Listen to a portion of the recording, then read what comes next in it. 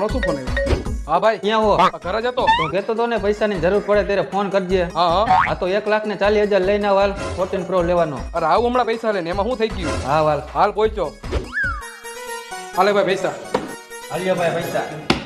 જલ્દી ઓપન કર. ભાઈ થોડુંક જલ્દી કરજો.